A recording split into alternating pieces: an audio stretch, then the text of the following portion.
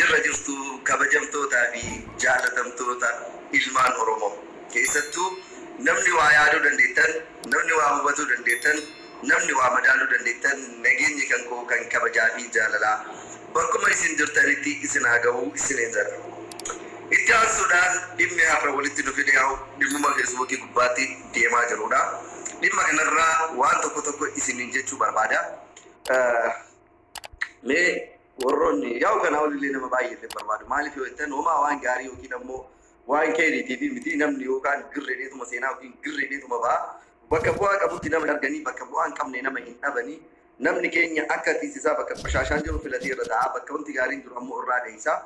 Haa ta'u malee garuu ilmaan Oromoo kabajamoon, jaalatamoon, sabboontonni qaqqaaliidhaan. Warroonni waa yaaduu dandeettan, warroonni waa madaaluu dandeettan as jala akka isin jirtan isin beeka bareechee jechaadha. Isaan kanniiniif kabajaa guddaa isinii qaba. Warroota waan hin taane hojjettan waan gadhii bakka gadhii iddoo gadheetti warroota argamtan ammoo isin gorfattuu barbaada. Kanaaf waa'ee irraa dhufellee itti isinii seena. Akkuma beekamu guyyaa kaleessaa Feesbuuka kan koo irratti giifti duree kan koo wajjin jedhee suuraa kiyyaa fi suuraa hawwii sanyii Jawaar Mohammad maxxansee ture. Namoonni hedduun waliif nu jaalataniirtan galatoomaa. Kan qirra jalillee hin jira. Qirra waan si jalabsitu beekaa qirra akkasiidha qirraarii dhuddee dhiisuu hin dandeettu. Maftii keetti sun jechaadha. Ani garuu kan bu'aa gaarii illee kan itti agarsiise ilmaan Oromooti. Obboleeyyantii sabboontotatti diqaalota biqil biltiqinnaatii fi nama biraa osoo hin dabalatin ilmaan Oromoo sabboontonni qaqqaaliidhaan akka kan kootii guyyaa har'a kana giifti duree kan koo wajjin fataa zanaa jedhaa ollee jedhee isinii maxxanse. Kun ammoo rakkoodhaa miti. Garuu oolee osoo hin bubbulin wanti sana booda dhufe ammoo baay'ee nama jibbisiisa. Maaliif yoo jettan namni keenya yeroo baay'ee quba tokko yoo akkana isin qabe qubni afurii kun garagalee na laala. Namni baakgiraawundii ofii dudduubbee ofii hin yaadanne osoo keessi isaa wayii gadi baasanii osoo itti himanii eenyummaa ofii irraa hin beeknitu waa'ee namaa irraa haasayaa deema. Ilma namaa ta'ee osoo rabbiinu ilmi aadam hundi ilmi namaa hundi dogongoraadha. Badii qaba osoo jedhu badii namaa namatti himuudhaaf deema. Namni jalqaba barbadii namaa himuun duratti badii ofii ilaaluudha. Badii namaa kaasanii haasa'uun duratti badii ofii ilaalanii ani hoo eenyunni. Osoo waa'een kiyya kun gadi ba'ee sooshaal miidiyaa kanarratti gadi maxxanfame. Osoo waa'een kiyya kun ba'ee ilma namaa kana afotti gadi zargafame.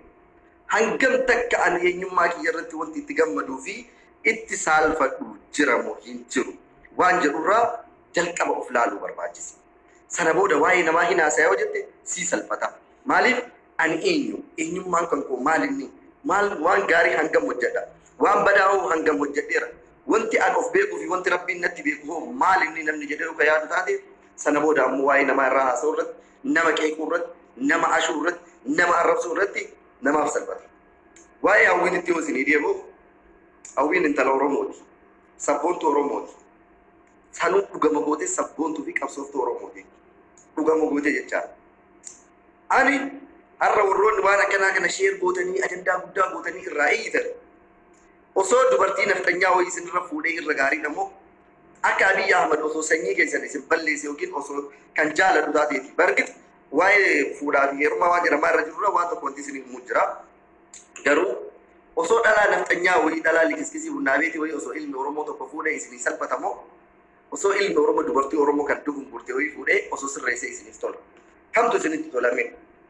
Haa ta'u malee jalqaba irratti Nasriin hin fuudhee warroonni jettan ani hin fuune. Jaalalleen kan koos isima irraa haasayaa jirtan hawwii sanyii Jawaar Mohammadiin. Na jaalatti hin jaaladhaan. Kan wal baranne hanga dhiyoo ta'us dhiyoota muraasa dura ta'us yeroo ammaa kanatti jaalallee kan kooti. Anis eenyummaa isii kan kaleessa dabreen nan ilaallatu. Isiinillee eenyummaa kiyya kan kaleessa dabreen nan ilaallatu. Meebi suuraan isin laalaa turtan sun dogongora ta'uu danda'a. Yaa dogongora. Yoo dhugaadhaan ta'es yoo akka jedhan Photoshopis ta'es maali yoo haa ta'u maal dogongora ta'e dogongora garuu dogongora namaatiin nama fannisanii. An kana dura dubartii Arabaa, dubartii Paakistaanii, dubartii Hindii wayii osoo argattee waliin jiraadhee na fannistanii maal rakkoo qabu? Wanti inni rakkoo qabu maal inni?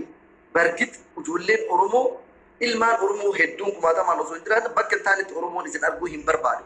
Keessattuu maqaa Oromoo maqaa sabboonummaa qabatanii bakka hin taanetti yoo Oromoon namatti argu akkuma namatti jaalatutti namatti gaddu.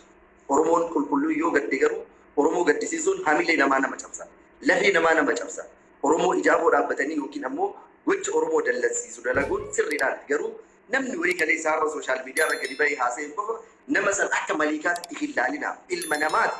Ni nyaata, ni dhuga. Fedhii namni qabu ni qaba. Kanaaf namni nyaatee dhugduu fi namni waan ofii irraayyuu hin beekne namni iddoo barbaade bakka oolee fi bakka bulu hin beekne har'a ammoo ani qulqulluudha. Ibaluun sun nama akkanaati. Isheen tun qulqulluudha, isheen tun akkanaati. Ispeeshaal ijoollee shamaraa dammoo keessattiyyuu ijoollee shamara taateetiin yoo waa'ee shamaraa irraa dubbattu yookiin ammoo iyyuu isiin takkanaatu godhetti anuu maali waan jedhu yaaduu barbaachisa namni jalqaba irratti jecha. Kanaaf ani wanti an jedhu barbaadu yoo jiraate akka garuu yookiin ijoollee biraa irra dhaabannee maal jedhaa ture kuni dhugaadhaa kuni sobaa kun maal waan jedhu irraa garuu nama dogongorri wayyoo uumame nama badii wayyoo irratti argitan please nama badummaa namaa saniin himuuf yookiin ammoo hamilee namaa cabsuuf akka namni sun jireenya isaa jibbu godhuu osoo hin taane gorsaa. Namni yoo gorfame ni sirraa. Namni kaleessa eenyummaan isaa maaliyyuu ta'uu danda'a. Ijoolleen Oromoo kaleessa bakka rakkatanitti dhalaan keenya biyya Arabaa keessa jiraatan. Ijoolleen hojii hin qabaanne dinqaa jira. Mucattiin tun mana koontiraataa jiraatti. Wallaahi aziim maqaa rabbiitiin isin kakadha. Hawwiin guyyaa takka baatee mana namaa mana alaa dalagdee hin beeku. Mana koontiraataa dalaga. Lammaffaa ammoo amma jedhame sanaa fi akka jedhame sanaa olitti jedhame sanii illee miti. An waan beekuuf isiniin jedha kana. Waa'ee akkanarra osoo haasa'uu baadhee wallaahi aziim natti tolaa ture. Maaliif har'a sa'aatii qabsoo Oromoo kanatti sa'aatii hayyuu mana hidhaan jirutti yeroo mara isin ajandaan dhaltuu fuutanii gannuu darbitan nu ammoo kana isinitti iyyin. Har'a waan isin ajaa'ibaa suuraan kun orjinaalaa miti kun kana waan jedhurraa isiniin kaasamu. Abaddan arraba kiyyarraa waa'een kun hin bahu. An wanti isinitti moo jiraate garuu ilmaan Oromoo rabbi sodaadha. Waan ajandaa godhatan beekaa. Waan ittiin dubbatu barbaaddan yoom keessatti akkamitti akka dubbattan nama dhuunfaa tokko akka amantiin isaa akka barbaade gadhiisuu ni danda'a. Amantiin isaa dhugaamee qabuu ni danda'a. Yookiin ammoo eenyummaan isaa sun firii godhee isa gadhiisuu danda'a. Waa'ee amantii namaa irraallee waa'ee eenyummaa namaa irraallee Oromoon kaleessa gaafa waliin jiraatan gaafa boolla tokkichatti ilmaan Oromoo 5 ajjeesan gaafa ilmaan Oromoo alaabaadhaan walitti marree iddoo tokkotti awwaallu Islaama, Kiristaana, Arsii, Shawaa, Harargee jennee waliin qoollu. Gaafa eebii wayii nutti argame gaafa balaa wayii ijoollee keenyatti galu yookiin gaafa maqaa ijoollee Oromoo waan ta'an fuutanii ganda wayiitii kennu fuutanii amantii wayiitii kennu fuutanii naannoo wayiitii kennu fuutanii nama wayiitii waliin maxxansu hin barbaachisu. Namni kamuyyuu an nasrii aanolee akka nasriititti yoo cubbuu qabaadhe yoo badii hojjette akka nasriititti itti gaafata. Sababni cubbuu hojjedhuuf ammoo ilma namaa waan ta'eef ilmi namaa kamuu ammoo ni dogongora. Nama ta'ee namni kamuu ni dogongora. Gorfamu ammoo namni hin sirraaya. Mukaa miti ol qajeelee dhaabbate mukatu akka dhaabatetti hafa malee ilmi namaa akka dhaabatetti hin hafu. Kanaaf wanti isiniin jechuu barbaadu yoo jiraate ilmaan Oromoo keessattuu waa'ee isii qofa osoo hin taane waa'ee Saaliyaa Saamiis yeroo ammaa kakaa'atu jirutu jira. Waa'ee Saaliyaa Saamiis yoo ta'e Saaliyaa Saamii biltsiginnoomte yoo biltsiginnoomte ammoo fedha isiiti. Garuu eenyummaa isii kan kaleessaatiin arrabsu suuraa isii kan kaleessaa kan taane gadi baasu kanaan walitti keessu gaafa namni namaa qabsaa'ee sagalee namaa ta'e goota keenya hayyuu keenya jabaa keenya jabduu keenya jedha. Har'a immoo gaafa wanta kana argame ammoo iyyuu ka akkasii waliin jedhu irra Oromooti. Ilmaan Oromoo an hedduu isin jaalladha. Hedduu isin kabaja. Wallaahi aziim ija Oromoo afoo dhaabadhee waan Oromoo dallansiisaa hojjetu irra har'aan kana dachee irraa dhabamuu naa wayya. Garuu wanti jala muree isinitti himuu barbaadu yoo jiraate please Facebook kanarratti maaliyyuu haa ta'u maal yoomiyyuu haa ta'u yoom ajandaan ni uumama. Firas haa ta'u diinarraa ta'u wanti wayii ol darbama. Yoo wanti akkanaa uumame kana ajandaa godhatanii irraa hin iyyina. Namni takkaaf lama yoo irraa dubbatan namni lama sadi yoo irraa dubbatan gahaadha. Wanti irraa dubbatan waa baay'ee jira. Wanti irraa qabsaayan waa baay'ee jira. Wanti yeroo ammaa Oromoo tana gudhee qabee jiru. Ilmaan Oromoo ganamaa galgalatti reef isaanii bosona keessa dhumaa jiru. Kan asii fuudhanii barahaa Tigraay keessa fixaa jiran ilmaan Oromooti mootummaa keessa jedhanii. Kan asii mana hidhaa jiru kartallee kan jiru hayyuu Oromooti. Kan dhumataa jiru ganamaa galgalatti ilmaan Oromoo qaqqaalee lubbuu Oromoo qaqqaaleetu badaa jira. Kanaaf ajandaa keessan dhimma nama dhuunfaa keessa hin galfatina. Ajandaa keessan ajandaa wanti godhatan waa baay'ee osoo jiru ajandaa wanti godhatan waa baay'ee osoo jiru waan kana ajandaa godhatanii irraa hin dhiphatina. Waa'ee mucayyoo irraa mucayyoon jaalallee kooti. Kaleessa argitanii jirtan diinnis firris jecha garuu an ilma Oromooti har'a suuraa kun akkas ta'e jedhamee waan mucayyoo kana jecha hin taane yookiin ilaalcha hin taane qabaadhuuf hin qabu. Sababnis obsa barbaachisa. wanti kamuu namni kamuu dogongora ni qaba. Dogongora isaa kana irraa ni barata. Akka inni baratuuf ammoo ati fakkeenya ta'uu qaba. Fakkeenya waan ta'u boruuf namaa kaa'uu qaba malee nama har'aati akkanaati ati akkasiiti kaleessa akkasii turte ebalu waliin akkas turte barkita dogongora ta'uu danda'a. Garuu gorsitee amansiistee ittimtee sirreessita malee arrabaan nama sirreessan xiqqeessuudhaan nama sirreessan ajandaa nama godhuudhaan nama sirreessan arrabsoo hin taane nama arrabsuudhaan nama hin sirreessan. Kanaaf wanti isin jechuu barbaadu wanti jala muree isinitti himus yoo jiraate annasriin kaleessa fuudha jettan hin fuune. Gaafni an fuudhu gaafa Jawaar Muhammad mana hidhaatii bahe, gaafa ajjechaan ilmaan Oromoo irraa dhaabate, gaafa dhumaatiin ilmaan Oromoo irraa dhaabate, gaafa hayyuun Oromoo hidhaadhaan nu bahe nu hunduu fuunee jireenya keenya jiraatuu ni dandeenya. Har'a gammachuu maaltu jira? Har'a Oromoon maal argate? Ajjechatu nurraa hafe moo? Dhumaatitu nurraa hafe moo?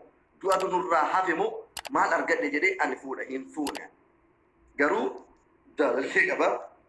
Salaamata wal gaafannee shaayii bunnaa jennee suuraa akka namaatitti isin maxxansin. Suuraa sana warrummaan faarse har'a immoo deebi'ee akkas ta'ee akkas taatee jinnii jaankaa mantaqasii jedhanii ajandaa godhan.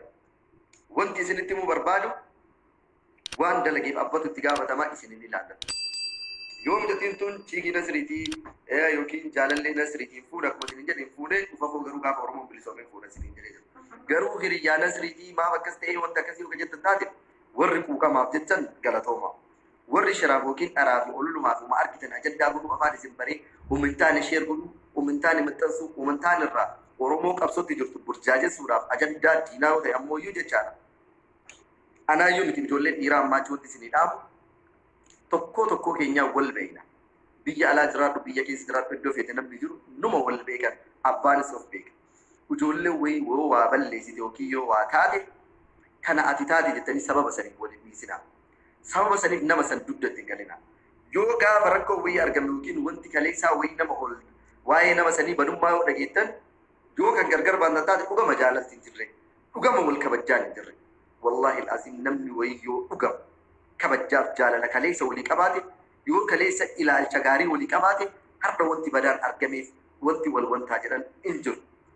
Eenyuyyuu haa ta'u eenyu dogongorri ni jira yoo dhugaa ta'e dogongora jiru san himanni sirreessu yoo dogongorri illee hin jiru ta'e ammoo yoo kabaruutiif irraa baranii itti fufuudha malee ijoollee dhiiraatiif ergaa isinii dhaama. Namni takka illee osoo irraan bahin na dhageeffadha. Ijoollee shamaraa kaleessa jaalanne si jaalanne sirraa baraadhe sirraa du'e si malee hin jiraadhu jedhaanii gaafa waa'ee isii irraa namni wayii waa dubbate gaafa dogongorri isii wayii argame gaafa badii wayii yookiin waan akkasii wayii namni irraa dubbate sin barbaadu si dhiisi si jibbe ati adaata akkasiiti ati akkanaati asfalligam wallaalummaadhaaf miti hayyummaa. Lammii biyya biraa ta'uu biyya keessaa ta'u maaliyyuu haa ta'u maal namni kamiyyuu yoo wanta wayii argitan dhiifama yoo gootan yoo obsitan yoo gorsitan gowwummaadhaa miti wallaalummaadhaa miti hayyummaadha. Oromummaan keenya obsa nu barsiisa. Oromummaan keenya naamusa nu barsiisa. Oromummaan keenya safuu nu barsiisa. Namni tokko yoo dogongore akka nama tokkootitti. Amantiin isaa kiristaanoo ta'e islaamaa ta'e hin tuqamu amantiin. Maaliif amantiin kamuu waan gaariitti nama gorsa waan ta'eef. Namni kamuyyuu waan ajaa'ibina dhiisne ammoo jechaadha. Namoonni tokko haasaa nama tokko yoo ilaala.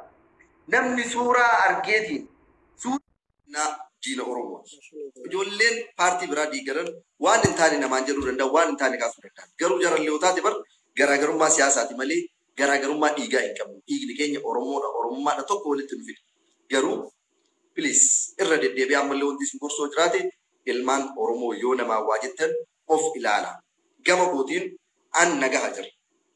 Aannan kana bitadhee ol qaqaataa tuuta nama furdisa jedhanii nan tasabee ololli feesbuukaa kun akkana nutti ta'e amma yoo eegalee kana kitii.